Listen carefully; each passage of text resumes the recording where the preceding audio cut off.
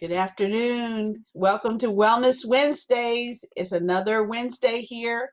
Thank you for coming in. Please come into the chat, say hello, share this link with your friends and family so they can come and join us as well. We have two great guests with us today.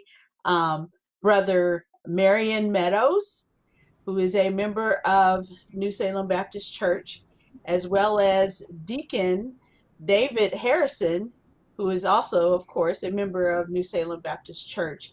And as you know, this Sunday is Father's Day, and everyone celebrates Father's Day in a very different way, of course. However, tonight we're going to talk about healing from the loss of a father. I lost my father February 7th, 2007, and I think of him every day, along with my mother, who I lost 2.5 years ago. And I'd have to say that, it's his birthday. Um, it's the day of his death, as well as Father's Day. That is really tough, even now after so many years. So we're here to hear from two gentlemen who have experienced the same thing, and how they actually are taking the time and coping during this season of the year. So welcome, Brother Meadows and Deacon Harrison. Thank you for joining us on the show today. I'm just going to ask first for each of you to just tell us a little bit about yourself, and then also a little bit about your dads. You want to start, Brother Meadows? Sure. So good evening, everyone. My name is Marion Meadows. I am a member of New Salem. I've been a member since 2008. I am a member with my wife and our four sons that are also now members. Um, I have been in Columbus now a little over 14 years. Now, again, since having attended undergrad here at Ohio State. My father, Charles Reed Meadows, was originally from the Charleston, West Virginia area. He and my mother moved to Dayton, Ohio in the late 60s and were a part of that community from that time, except for a short period where we lived in Durham, North Carolina, until his passing. My father was a man of much laughter and many jokes.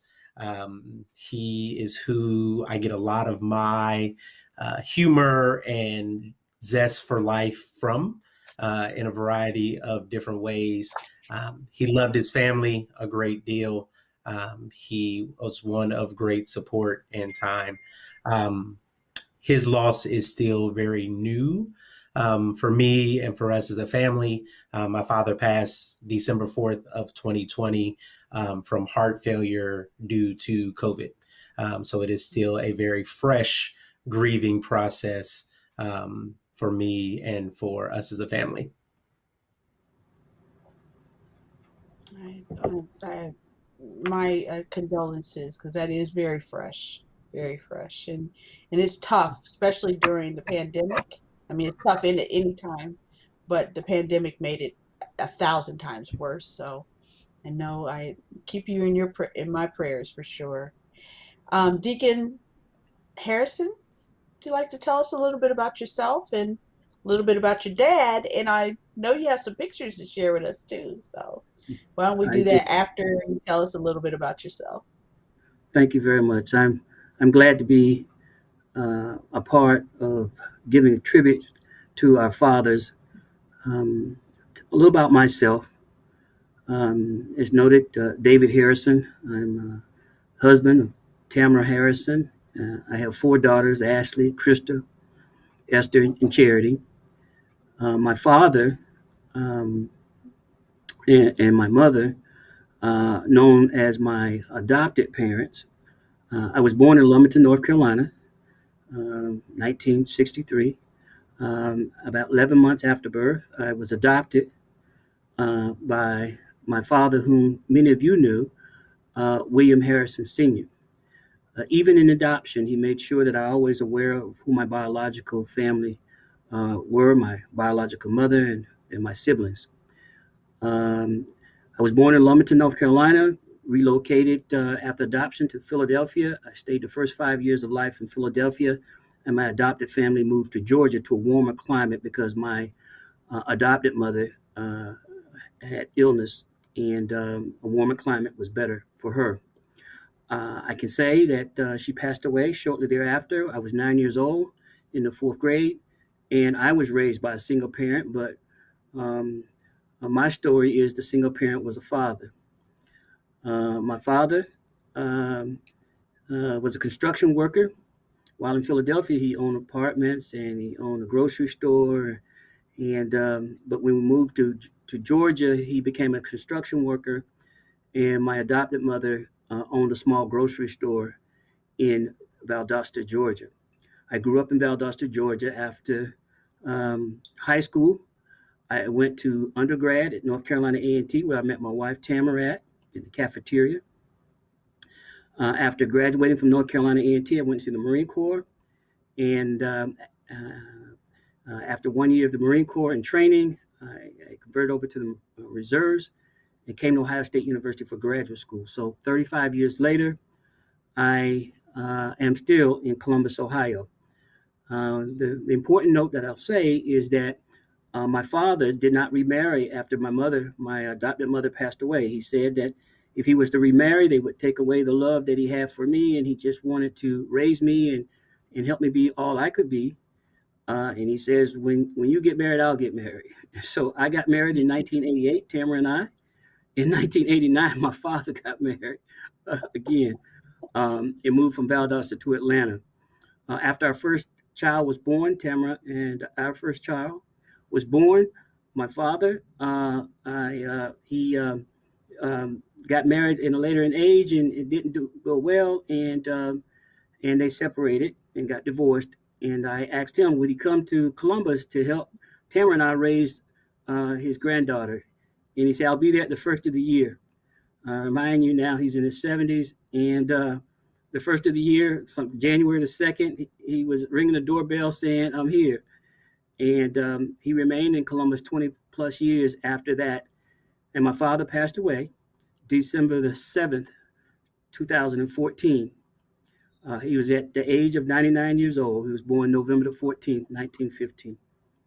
So Wow. I'm glad to share with you a little bit more about him as we continue.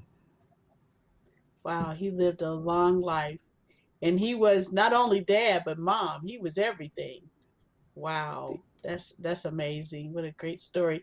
Hey, would you like to show some of the pictures that you shared with us, um, Deacon Harrison? Yes, You might now who's this? of Columbus, Ohio. I was a member induction ceremony, and they said, how would I like to be presented? I said, I would like to be presented at the 100 Black Men of Columbus with my father by my side. And so I think this was around 2006, 2005, 2006, at the 100 Black Men and at the convention center. My father was standing by my side. Wonderful, wonderful. In the chat, someone saying they were both great men, Big Daddy and Deacon Harrison Sr. Um, I can share with Wonderful. you. In 2005, the Columbus Dispatch did an article, and we did it within the sanctuary. They took the article, and we were interviewed, both my father and I, and Pastor Troy, so graciously, and Sister Troy gave us the opportunity to have the interview inside the sanctuary, and it was noted that fathers joined, and we served together as deacons. He a deacon emeritus, and I served as an active deacon, and it was very special to him to watch me do what I was supposed to do, as he said. And so it meant a lot for him to do that. There's a couple of pictures. We'll go through them very quickly. I just wanted to. This is my father and Tamara. Hmm. I think it was a special event, and he got sporty, as he says, sporty. And this is a picture of him and Tamara. Hmm. Great. This is my father's in front of his yard, one of the pickup trucks that we had. One of the things that I do is a pair of his overalls. I kind of converted them over in his passing, and so I wear them sometimes now as a reminder of the hard work that he did. And so this is him standing proud, getting ready to tell me something to do. The next Nice. photo, please. This is again at the 100 Men Gala, 100 Black Men Gala. The next Mm-hmm. photo.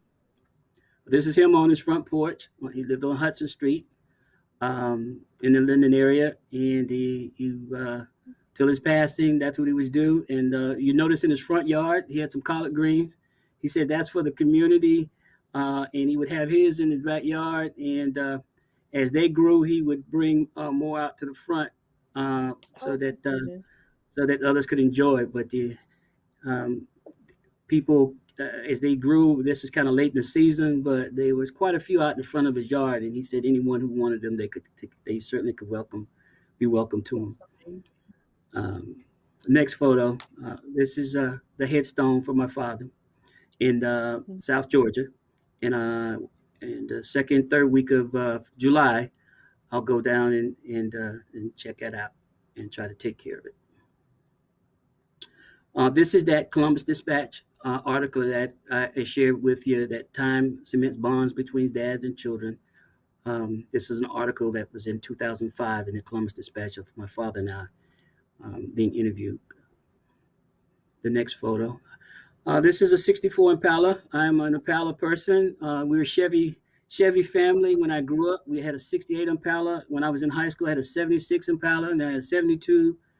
And so I got a 64. I knew he would like it, so that he and I could, go to church together, go to the grocery store, go fishing, just go on rides together. So he enjoyed it, and so I still have it, and I hope to keep it in our family for some time. So this is not our original that I grew up in, but it's one that I know he appreciated, and we go to car shows together. Oh, fun, fun. Thank Very, you. very nice. Thank you. Thank you for sharing. So I just want to ask both of you, now that you've sort of shared a bit about your father and a bit about yourself, um, how do you see your father in yourself? Maybe just some of the things that, that you do, some traits that Brother, you have, things that Brother just Meadows, passed, you want to go first? you just know that it passed on to you from your dad. So a couple of things that have passed on from me to my father. I am a bit of a jokester, which I get from him wholeheartedly. My father could pick at someone out of love, and that was his way of showing love, and I have taken that Hmm. on definitely. I think in some ways I have his response to challenging situations, in that we both can have our moments of anger, and then recalibrating ourselves to address the problem in a different way. I think the other thing is just more than anything else I'd say about my father was he was there. Special occasions, people's events, sporting events, wherever he needed to be, he was there. My brother played college football in Ohio when we lived in North Carolina, and he would be at my games on Friday, drive all the way to somewhere in Ohio by Saturday at noon. And it was important for him that the three of us, he had three sons, um, knew he would be there at the drop of a dime. And that extended to extended family, friends, everyone. And it's something that I hold very dearly as a part of sort of who I am today. Yeah, it's those things that, they may not seem really big, but they're huge. They're Mm-hmm. huge. My dad used to say all the time, yeah, we may not make it down to Disney World, or we may not, do something like, that cost a lot of money, but the fact that he was at a game, or that he would take the time to go, be with you when you needed him, or just going, just being in the car with him and going to the grocery store, as you were saying, Deacon Harrison, was priceless, just totally priceless. Deacon Harrison, your thoughts? My father was good at saying kind of sharp things. He was full of wisdom. He had a third grade education, and so he was self learned. And Mm, as I said, he owned real estate and grocery stores and did construction. He was a foreman on a construction site. And it's apropos to kind of give you a couple of stories very quickly about some of the stories that he would tell. But after I got out of school, middle school, I would ride my bike over to one of his construction sites, and he would um, he would be on the scaffold still, and it seems like there's always a break time when the rest of the people, about 10 or 15 people that worked with him, he was a supervisor in the construction site, and he wasn't the owner, but he reported directly to the owner, and he would be on the scaffold, and they would be breaking. He would get down and he would load my bike up on the back of his pickup truck, and we would go out in the country to see friends or whatever, and I would have some opportunities to talk to him about it. So a couple of occasions, one of them was he was on the scaffold and they were sitting around on 5-gallon buckets. They were, drinking Coca-Cola, smoking cigarettes, whatever.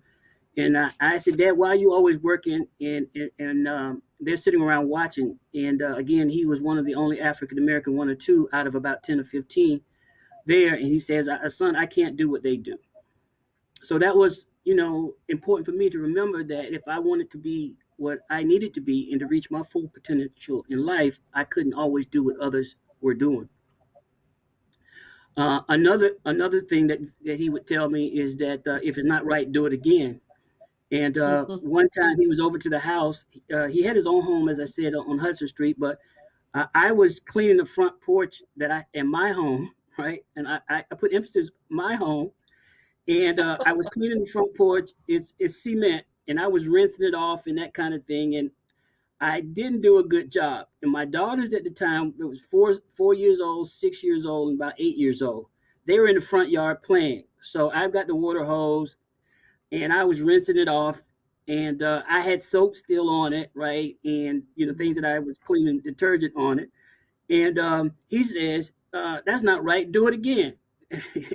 um, and they just fell out in the front yard laughing. I mean, they laughed. Granddaddy told Daddy he better do it again, and so even to this day, that's a saying that they say, right? It's not right. You better do it again. It's just those kinds of things that he would say. He would say, when you turn to God, things happen for you. When you turn away from God, things happen to you. And even members, brothers of New Salem now would quote some things that my father would say, and that's one of them because he would say it to them as well. To keep their hands in the Lord's hand, and again, turn to God, things happen for you. You turn away from God, things happen to you. That brought fear into me. Actually, was when I was way in college, and there were times when I knew that I was turning away from God, and I knew what that meant, that things could happen to me, and it kind of got me refocused on the straight and narrow. Nice, nice. You want to add anything to that, uh, Brother Meadows? I will say that, as he said, the way that you run your house functions differently when your father is there. So I know for our four boys, he provided a nice buffer for them and their actions when he was around.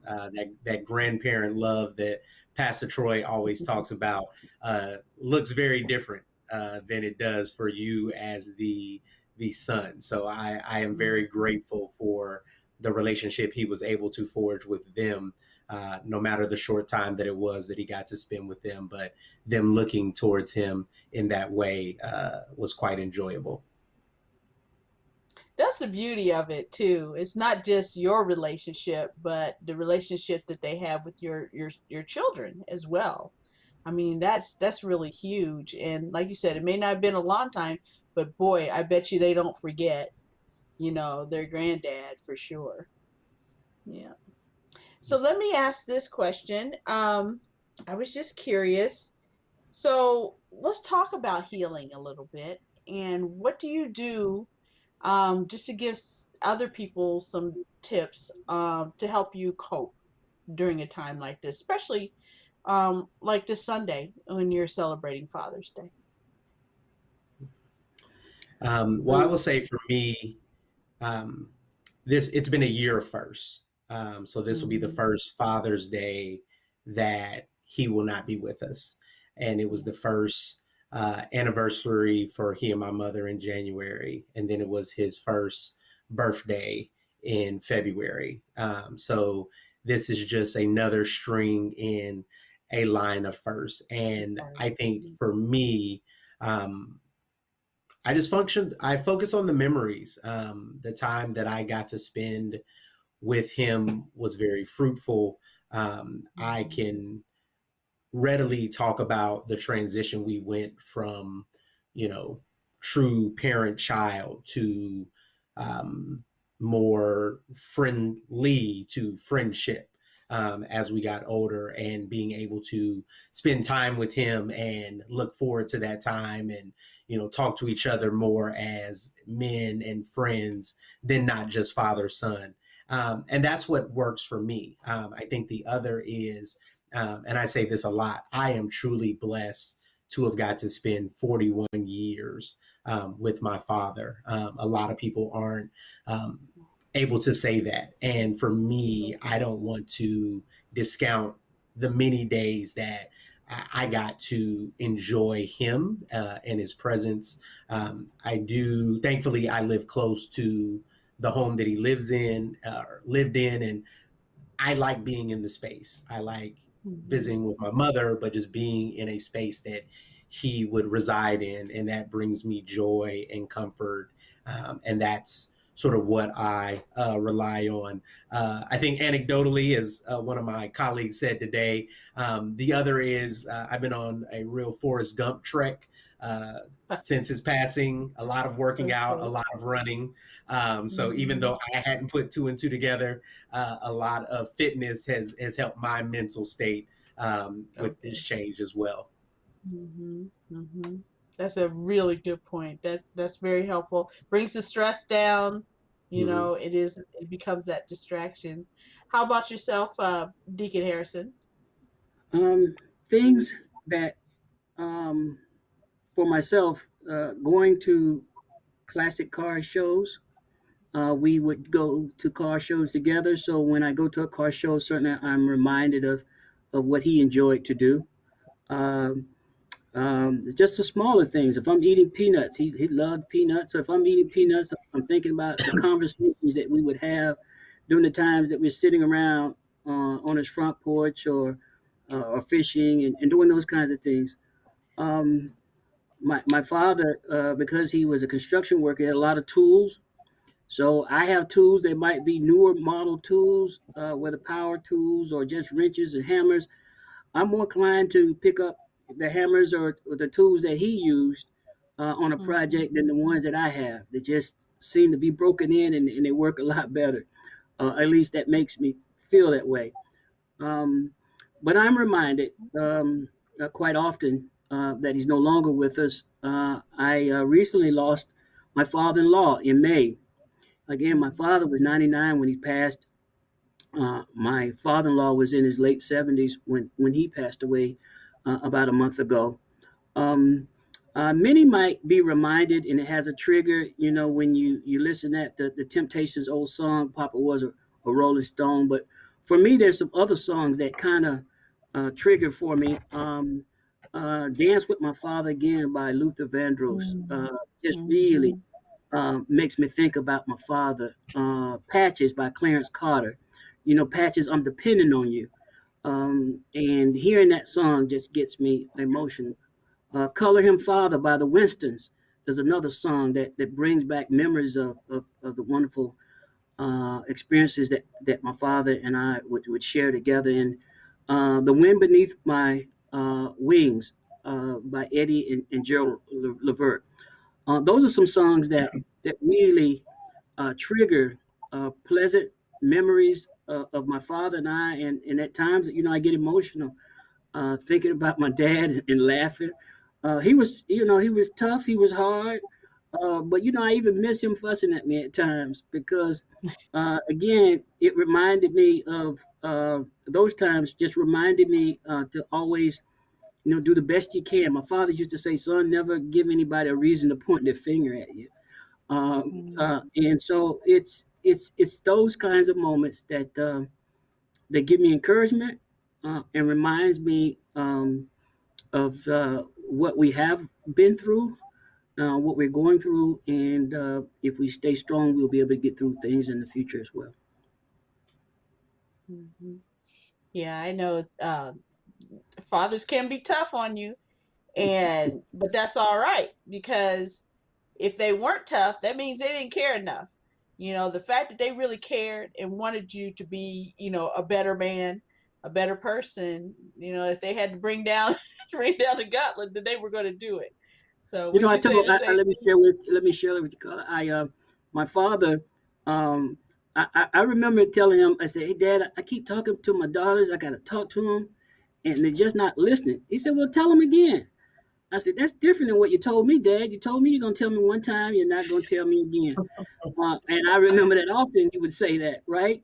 He said, "Well, you can't do what you used to, what we used to do. You're going to have to talk to him. If you got to talk to him every day, you sit down, you talk to him, you tell him you love him, tell him what you expect of him, tell him you're dependent on him, and tell him what they ought to do. If you have to do it every day." I said, "Wow, that's a whole lot different." But again, Yeah. as a grandparent, he was a little different. But it was so important because our daughters have been very successful, and I'm glad that he had the wisdom to say, do it differently, have patience with Mhm. them, give them encouragement, and if you have to talk to them every day, do so. Mhm. Yeah, they become different people with the grandkids. I remember my father would chide me about not having patience as a parent, Mhm. and Mhm. thankfully we didn't grow up in an era of cell phones and videos and cameras at the time when I was of similar age as my oldest child, and I would love to replay some of those conversations for him, but I lacked said patience in my dealings, so. Still Mhm. heard it, still tried to adjust, but thought it was quite comical to say the least. Yeah, it's funny how they change a little bit. I guess they look back on, Mhm. I mean, we're all as parents, we all do the best we can. And sometimes in hindsight, you're going, I could have handled that a little better. And so they're able to pass along that wisdom because they've been through it and they know, well, when I was going through it, I may have chose this approach, but that may not have been the best approach. So it sounds good. Great, great. So I'm looking in the chat and I don't see any questions yet from anyone. But let me just ask this. So I know this is your first year. Like you said, Brother Meadows, this has been a year of first, and I know what that year of first looks like, and I'm sure Deacon Harrison knows as well. That first year is tough because you really don't even know how you're going to deal with, so what used to be normal. It's a different normal altogether. So I want to just ask, what are your plans for this Father's Day? I don't know yet. I think just really kind of playing it by ear. Mm-hmm. Thankfully, in terms of Father's Day, one, having my own immediate family to celebrate with. Thankfully, we have a cousin who is celebrating her engagement the day before, so a lot of family will be together, and this will be the first big family event post major portion of the pandemic. So that will be a Mm-hmm. joyous time. But that day, not really sure. Thankfully, we're also blessed to have my wife's father living in close proximity. So, in celebration of him, myself, and others, just Mm-hmm. really figuring sort of what this day will look like. But regardless, I know it will focus a lot on him and where we still feel his presence. Mm-hmm. I totally agree. On Father's Day, I'll probably make some phone calls to some gentlemen that have meant a lot to me, that are still with us today. So I'll make some phone calls and let them know how much they mean to me. Give some encouraging words to several of them. Um, I will allow certainly my wife and my daughters, my two children, to who are young adults, now adults, to spoil me, because they look forward to doing on Father's Day. We get one day of the year, really. And so I look forward to that. They'll ask me what I want to do. I might say go to a car show. I might say go to dinner, or just go riding in the classic car, and that means a lot to me, just having them enjoy that with me. So more likely it's something like that. I may say, hey, show me what kind of barbecue skills you have on the grill, and let's see what they got. And so we may do something Mhm. like that. So nothing that Right. that is costly or very expensive, but just being with each other and being with friends, being with family, it's going to be special. Yeah, I find that that's so important. You know, if you those days like Father's Day, Mother's Day, both of their birthdays, Christmas, Thanksgiving, you've got to surround yourself with family. You've got to surround yourself Hmm. with not just your own family but extended family, and that is probably one of the best ways to help with the healing process and to help with the just to cope. Absolutely. Yeah, and it Mhm. like you said, don't have to spend a lot of money or do anything. Just be together. Yeah, That's right. absolutely. I said earlier some songs that mean a lot to me, and I asked if we could prompt. Maybe that's the question, to find out what other songs mean. What other songs kind of remind others of their father. Are there some other songs out there? My father. He was a deacon also, and his father was a Methodist preacher, and but he would sing some gospel songs also. That when hearing them, they remind me also of him. In fact, as he transitioned through the period of hospice, late at night he would sing "When the Saints Go Marching In," and so he and I, 2, 3 o'clock in the morning, for about 3 nights, would sing it, and I actually had an opportunity to record it. He and I singing "When the Saints Go Marching In," and that's what it just all of a blue. He started singing the song, and he said, you gonna help me sing? I said, all right, okay. And so we singing when the saints go marching in, and that's what was held on his spirit, and that gave him comfort because he felt he was marching in. So um, there may be some other songs that others have dear to them, and it would be just because we want to know what tools uh, provide encouragement to people as they reflect back on their fathers. And um, you know, fathers.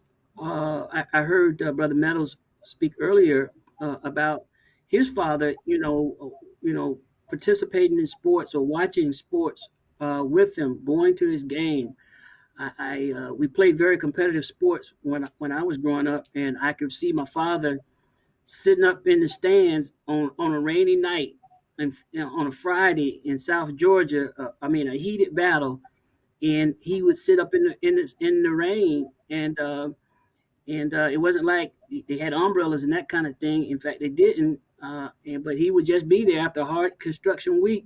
I knew what he had gone through, and I remember when on the wrestling mat, I wrestled and I used to lose weight, and he was he would say, "How you expect to win anything if you don't eat?" And so I'm cutting weight, eating tomatoes and oranges and that kind of thing, and he said, "Nah, that's not going to work for you. You're not going to have any strength."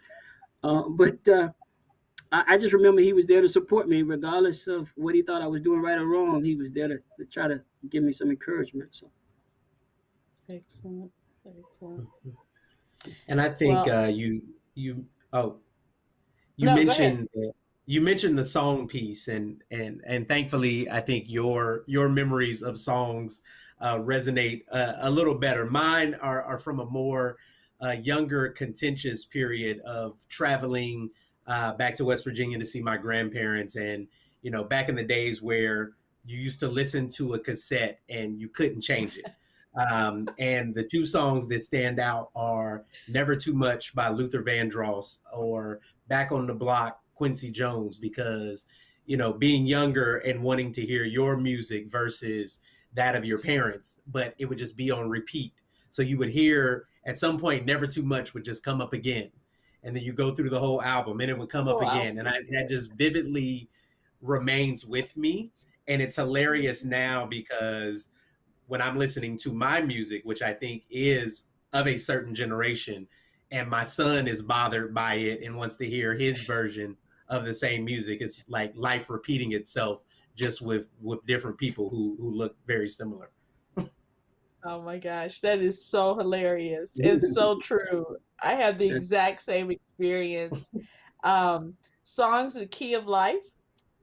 My dad had a one of those vans that we travel in all the time, and he had it on 8 track. And so, of course, on the 8 track, you just listen to the whole thing. So you can't stop. You have to wait until it comes back to your song, right? So my sister and I, we went to see Stevie Wonder do the song "The Key of Life" in concert a few years back, and the first chord, we started bawling. We just started crying. And because it brought back that memory of my dad and my mom and us being in that van and listening to that same 8 track over and over and over again. So true. It does. That music will do that for you. Hey, I have to say that Charity said in the chat, "Oh, I throw down on the grill. I don't know about my sisters." So she was making sure everyone understood that she know what to do on the grill. well, we're gonna see this Father's Day weekend what she got this since she's out there. Sounds good. So there's a question here, a couple questions here in the chat. What gift from your dads do you still have and cherish? Hmm.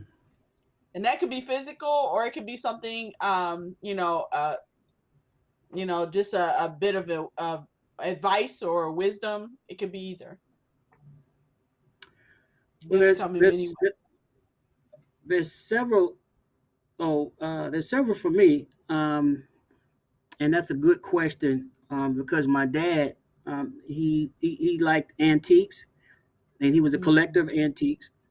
And so one of the things that he collected, and I recall I was probably in elementary school, middle school, but maybe early middle school or late elementary school, he would collect silver dollars. And so that is actually my biker name, my nickname, but he would collect silver dollars.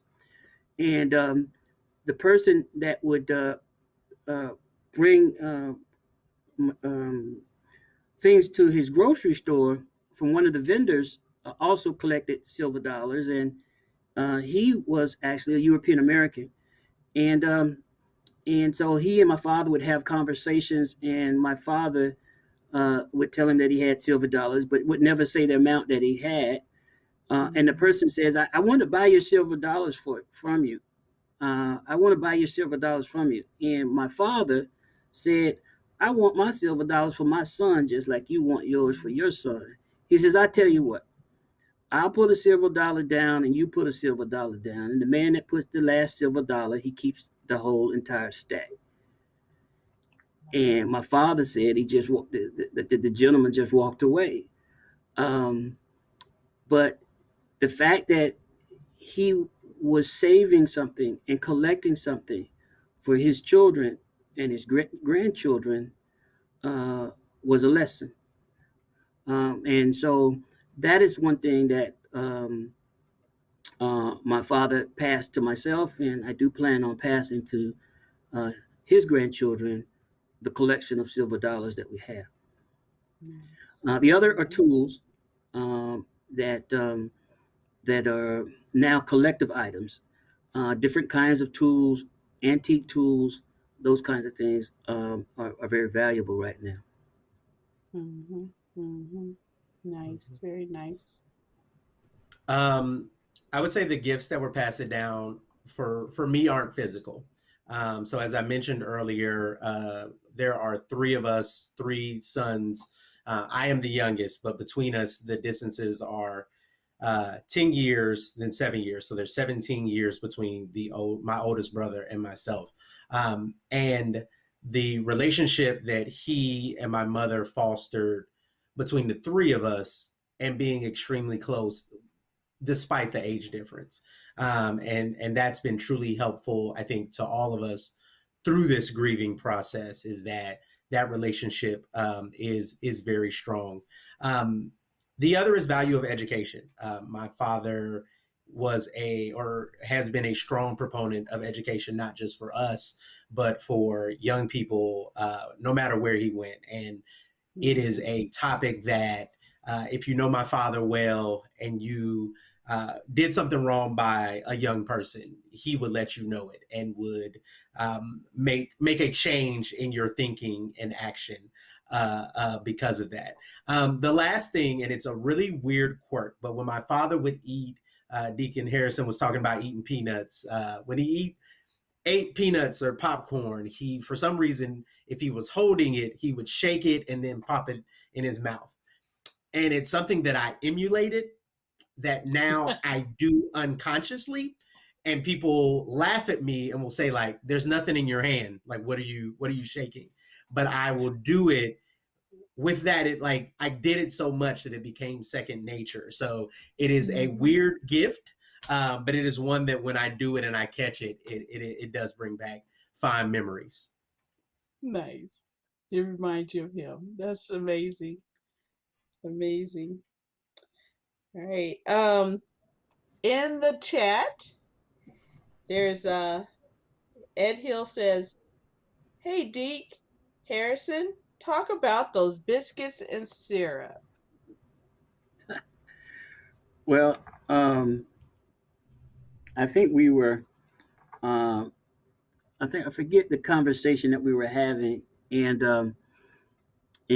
brothers were speaking about um, old fashioned syrup.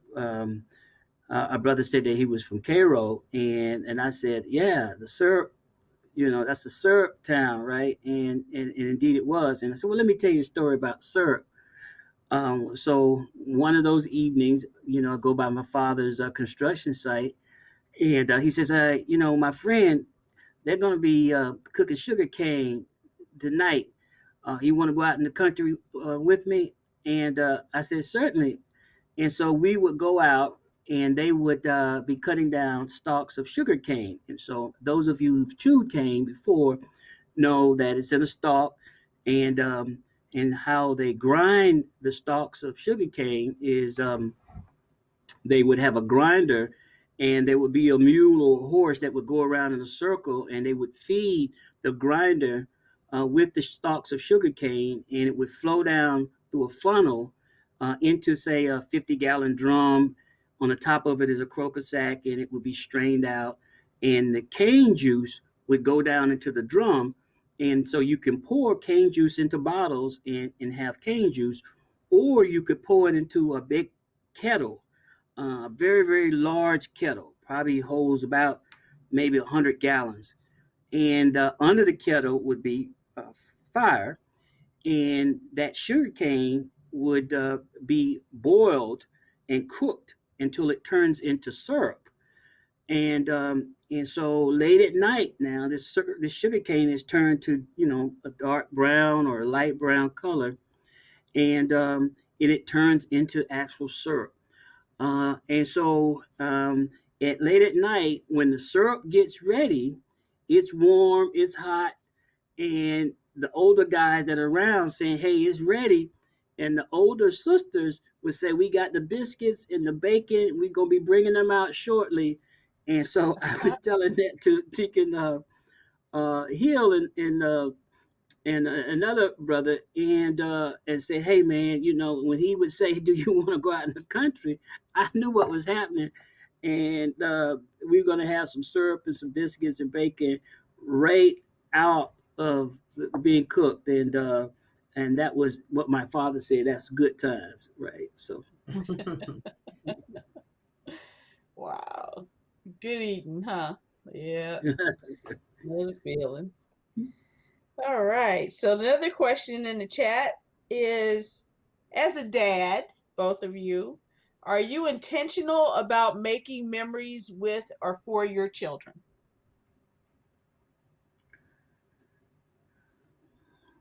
uh, Who wants to take that one?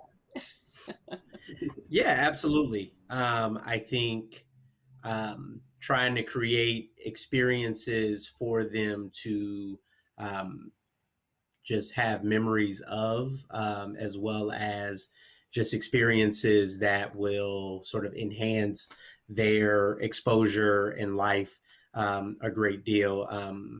We were able to, for example, this year, take our children to Atlantic Beach for spring break this year, and our oldest son said this is the first time we went on vacation and it wasn't just to see family, but to for him to run into the ocean and do different things, or for our youngest child to take after chasing seagulls around the beach. These are things that we can now talk about, and thankfully now have the technology to have captured a lot of these Sure. experiences and moments. Mhm. I think Mhm. the other piece, and I know Pastor Troy talks about this a lot, and though my father never spoke to this, it was done so in his actions, but creating memories with each of them individually to Mhm. um, so that their relationship with me may look different than what it looks like for their brothers. And my dad was very intentional in doing that, whether he stated that's what he was doing or not. And hopefully, they and we have our own relationship, um, individually as well as the collective as well. And I am just thankful that my father saw that with the three of us, but then also with my god brothers who were around a lot, and just the impact that he had, I believe, on all of us is I don't think you can measure it. Mhm. That's such a great point. Because I just, from my own experience, my memories of my dad and my sister's memory of my dad, they're collective memories, as you said, but they're also individual ones. And so that's special that you pick that up from your dad and is doing the same with your own children. Because it just makes it even more special for that person to know that my dad and I shared that, not with everyone, just me and him. So that's really special. Deacon Harrison? um, I think the question was something special. Repeat the question for me. I'm sorry. Sure. Are you intentional? Are you intentional about making memories with or for your children? I am.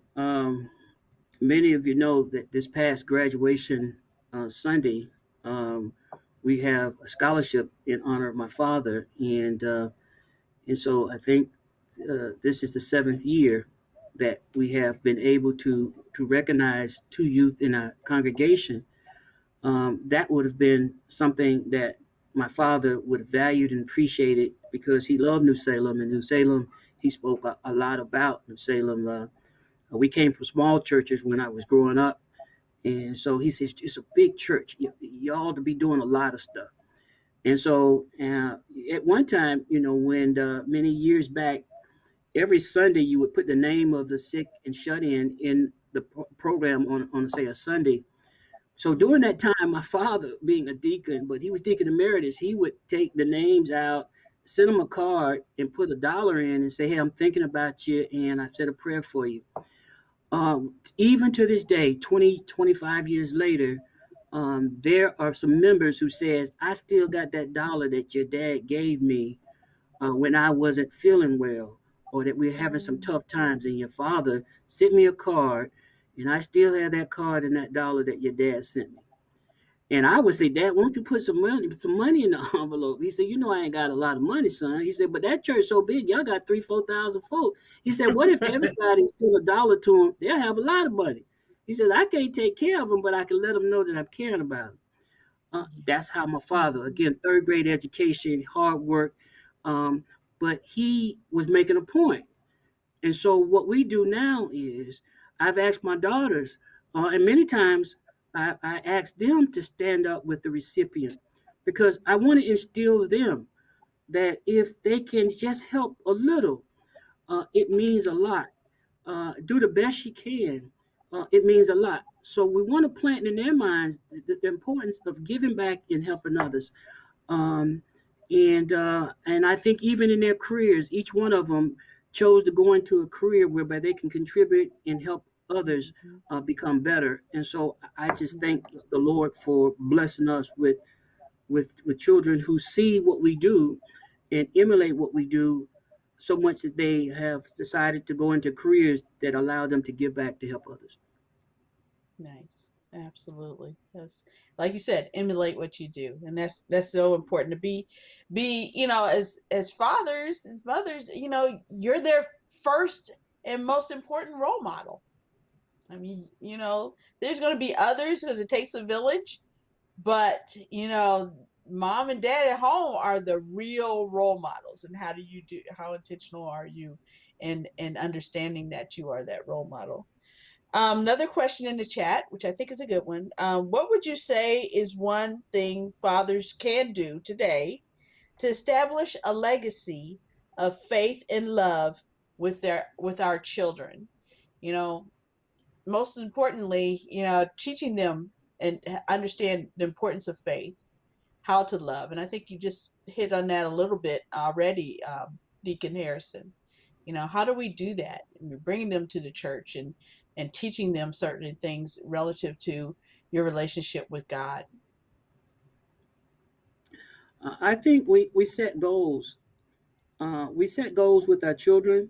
When you go to buy a house, you don't know how after 20, 30 years you're going to be able to make payments, but you buy it out on faith.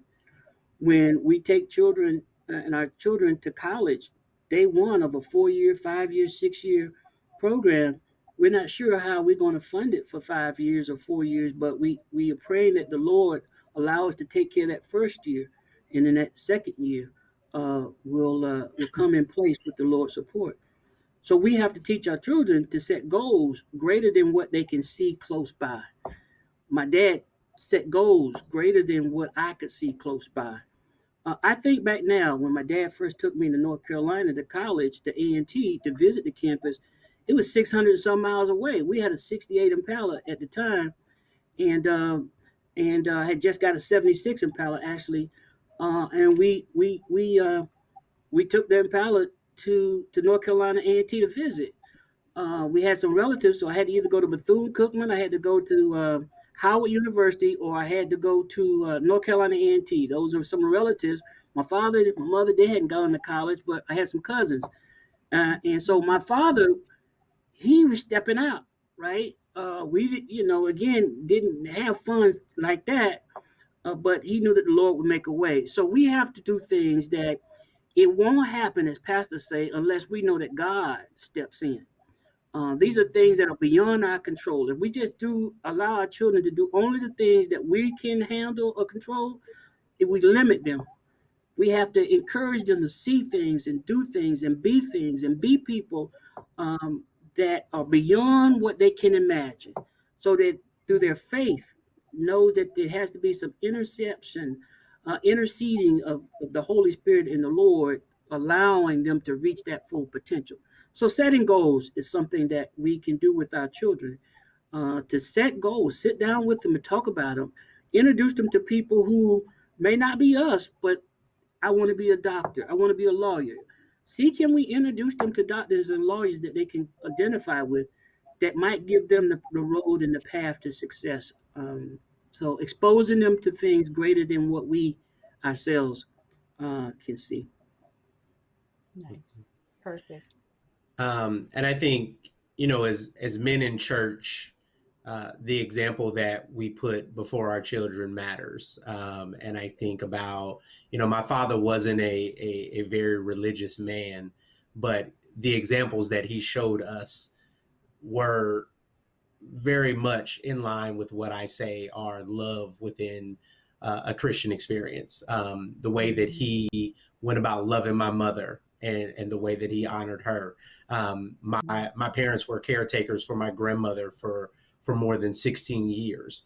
So the way that he honored his mother and care for her, even into his last year of life. My grandmother passed away on October 5th of this year of 2020.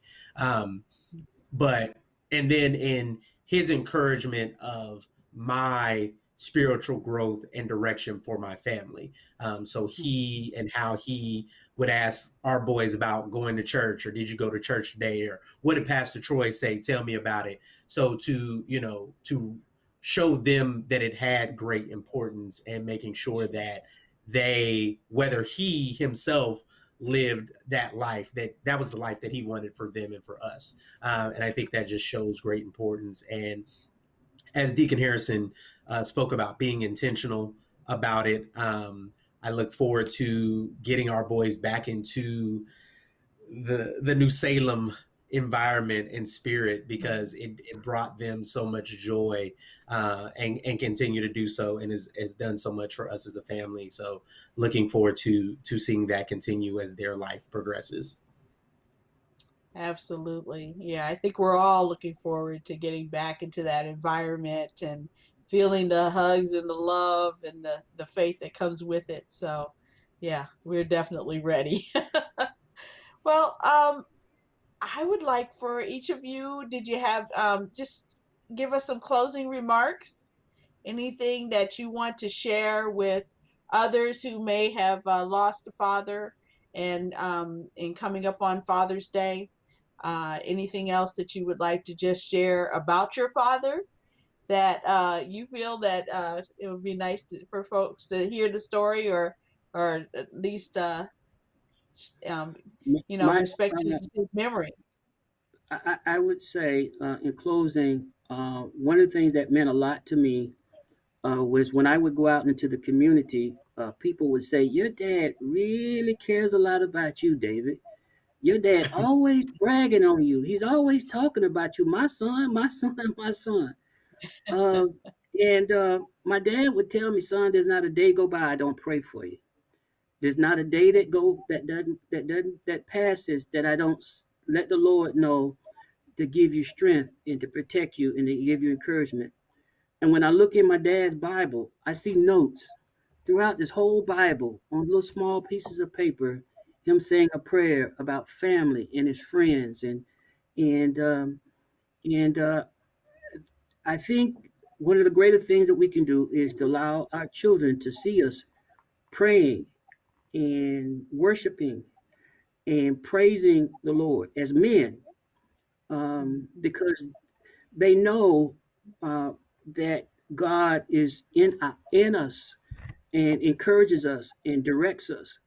And for them to see that, um, they will have greater confidence in themselves that they had a father that prayed and worshiped and gave thanks to the Lord. And so I think that's the greater thing that we could do, that my father taught me to do, to allow your wife, allow your children to see how much God means to you, and Mm, um, and to live the life uh, to the best that you can. excellent. Um, I would say that, grief for a loss looks different. And I can say that while the periods have been different, they're always there. I describe it as a consistent hum of just knowing things are different, and that my father has transitioned. But I think someone shared with me that how you feel in that moment is how you feel. If you feel like crying, cry. If you feel like laughing, laugh. If you feel like going off and going to a movie, whatever it is that brings you solace, allow that to happen. I think at the end of the day, I couldn't be more proud to be Charles Meadows' son. I am thankful for, everything that I feel like I've learned from him, and just really am thankful for the time that we got to spend together, and I wouldn't trade it for anything in this world. Wonderful. Absolutely. Well, thank you so, so much for sharing your stories and your feelings and for with all of us today. This has been a really great discussion as we embark on our next Father's Day, which is coming this Sunday. And I wish each of you a wonderful Father's Day. And I'm sure your families will make you feel special, of course. And thank you. I think, and everyone in the chat is saying this was very, very helpful and healing and great discussion. So thank you, everyone, for joining us. Thank you for interacting and asking questions in the chat. We really appreciate that. And gentlemen, we'll see you soon. And thank you, everyone. Have a wonderful evening, and God bless. Thank you. Thank you.